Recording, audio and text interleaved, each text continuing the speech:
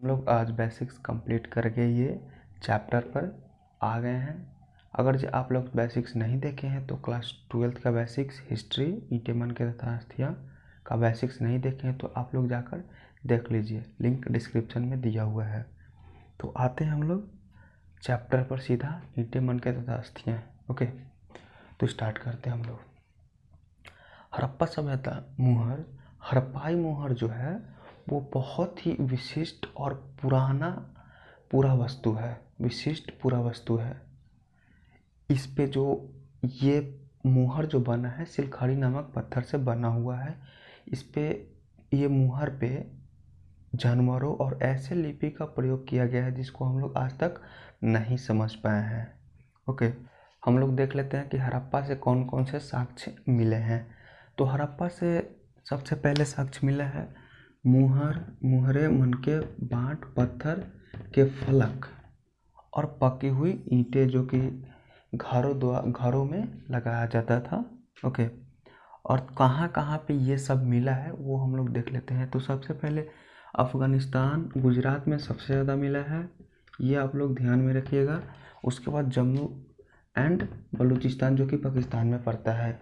ये सब अफ़गानिस्तान, गुजरात, जम्मू तथा बलूचिस्तान। ठीक, हड़प्पा सभ्यता से भी पहले एक बहुत सारी सभ्यता यानी संस्कृतियाँ उस स्थान पे मतलब कि अवस्थित थी, जिसको हम लोग आरंभिक हड़प्पा बोलते हैं या परवर्ती हड़प्पा बोलते हैं। आरंभिक या परवर्ती हड़प्पा, ये सभ्यता यानी आरंभिक सभ्यता में जो भवने थे वो बहुत बहुत छोटे थे और बड़े भवने नाम मात्र के बराबर थे, यानी कि बड़े भवने नहीं थे वहाँ पे। भवन मतलब कि मकान और नगर। ठीक, आरंभिक हड़प्पा में यानी कि परवर्ती हड़प्पा में विशिष्ट मृदा भांडो शैली से ये लोग संबंध करते थे। विशिष्ट मृद भांडो शैली से संबंध करते थे। ठीक, इनका पता कैसे चला यानी कि उनका साक्ष्य मिला है कृषि, पशुपालन और कुछ शिल्पकारी से इनका साक्ष्य मिला, जिससे हम लोग इनका हड़प्पा सभ्यता से भी पहले एक सभ्यता था उसका हम लोग पता कर पाए हैं। हम लोग देख लेते हैं हड़प्पा यानी कि विकसित हड़प्पा के भोजन। विकसित हड़प्पा के भोजन, तो ये लोग पेड़ पौधे से प्राप्त उत्पाद यानी कि कृषि से उत्पाद जैसे में हो गया जौ हो गया, गेहूँ हो गया, इनसे ये लोग रोटी खाते थे और जानवरों को मारकर खाते थे। उसमें मछली भी शामिल था इनके भोजन में। इनका पता कैसे लगा पाए लोग कि ये लोग क्या क्या खाते हैं, तो ये पता लगा था जले हुए अनाज के दानों से, यानी कि जला हुआ अनाज के दानों से, बीजों से इनका अध्ययन हो पाया, यानी कि इनके बारे में हम लोग जान पाए कि ये लोग क्या क्या खाते हैं। इनका खोज यानी कि इनका अध्ययन पूरा वनस्पतिज्ञ करते हैं। ये लोग आप लोग बहुत ही ध्यान से याद कर लीजिएगा, क्योंकि ये आपके क्वेश्चन में भी पूछता है, बोर्ड के क्वेश्चन में भी पूछता है। इस एनसीईआरटी के लास्ट क्वेश्चन में दिया गया है कुछ ऐसे क्वेश्चन, ठीक, जो ऐसे पूछा गया है। ये तो आप लोग इम्पोर्टेंट है, ये याद कर लीजिए। ठीक, उसके बाद हम लोग देख लेते हैं ये अनाज कौन कौन से अनाज था। तो गेहूँ, जौ, दाल, सफ़ेद चना तथा तिल। तिल तो हम लोग जानते हैं, तिल हो गया, सफ़ेद चना हो गया, दाल हो गया, जौ हो गया, गेहूँ हो गया, ये लोग उत्पाद करते थे ये सब का। ठीक, उसके बाद कौन कौन जगह से ये सब अनाज मिले हैं, तो वो हम लोग देख लेते हैं कौन कौन जगह से ये अनाज मिले हैं। तो ये अफ़गानिस्तान हो गया, जम्मू हो गया, बलूचिस्तान हो गया जो कि पाकिस्तान में पड़ता है, बलूचिस्तान, वहाँ पे ये सब मिले हैं। और एक गुजरात में सबसे ज़्यादा इसका गेहूँ मतलब चना बहुत सारे चीज़ मिले हैं। ठीक, ये सब तो इम्पोर्टेंट है, याद कर लीजिए। और ये एक बात और ध्यान में रखिएगा आप लोग, 2600 ईसा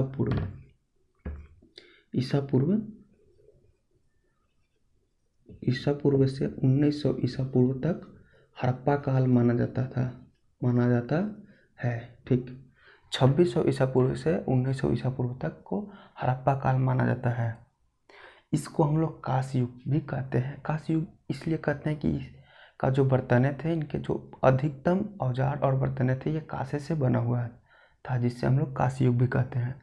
और हड़प्पा क्यों कहते हैं, हड़प्पा, ये सब हम लोग बेसिक्स में जान लिए हैं। अगर ये आप लोग नहीं देखे हैं तो जाकर देख लीजिए, नहीं तो हम अभी बता दे रहे हैं। हड़प्पा पाकिस्तान में एक जगह का नाम है। जब हड़प्पा का खोज हुआ था तब उस समय ये भारत का ही हिस्सा था।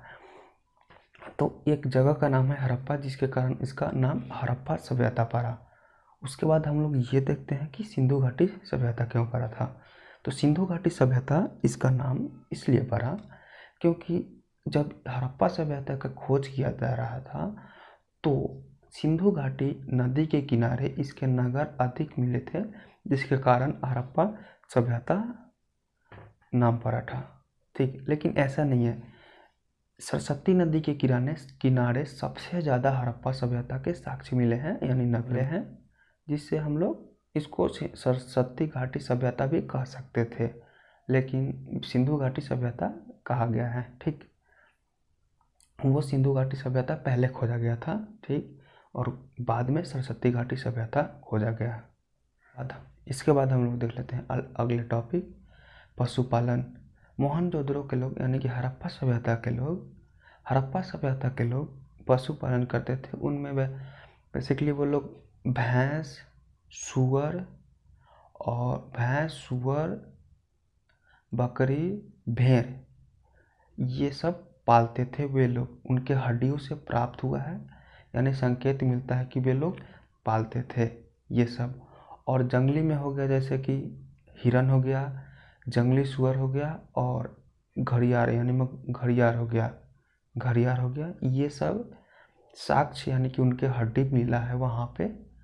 तो शायद वे लोग पोसते थे, पालते थे ये सब, यानी कि ये सब पोसते थे, पालते थे। ठीक, इनका खोज यानी कि अध्ययन पूरा प्राणी वैज्ञानिकों द्वारा किया जाता है। पूरा प्राणी वैज्ञानिकों द्वारा इसका अध्ययन किया जाता है। ये सब देख लिया हम लोग। देखते हैं हम लोग पहले कौन कौन से हैं। भैंस हो गया, भैंस हो गया, सुअर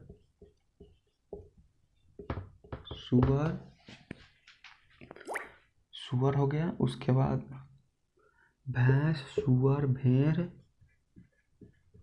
बकरी।